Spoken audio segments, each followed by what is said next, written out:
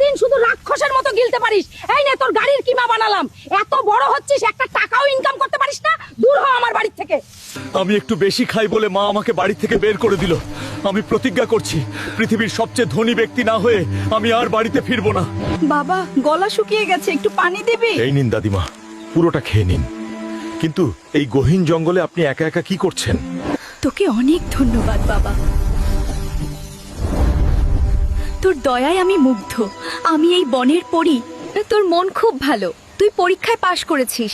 এখন বল, তোর জীবনের সবচেয়ে বড় ইচ্ছাটা কি? আমি আজই তা পূরণ করব। আমার মা আমাকে গরিব বলে বাড়ি থেকে বের করে দিয়েছে। আমার ইচ্ছা হলো পৃথিবীর সবচেয়ে ধনী ব্যক্তি হওয়া। তথাস্তু, আজ থেকে তুই পৃথিবীর সবচেয়ে ধনী মানুষ। মা, দেখো আমি এসেছি। এখন আর আমি গরিব নই। এই হেলিকপ্টার, এই টাকা সব আমাদের। আমার ভুল হয়ে গেছে বাবা, আমাকে মাফ করে দে। মা, তুমিই আমার জান্নাত। চলো, আজ থেকে রাজরানীর মতো থাকবে। বন্ধুরা, ভিডিওটি ভালো লাগলে লাইক, সাবস্ক্রাইব ও শেয়ার করুন। আর আপনারা যদি হাল্কের জায়গায় থাকতেন তাহলে আমার কাছে কি চাইতেন কমেন্টে বলুন।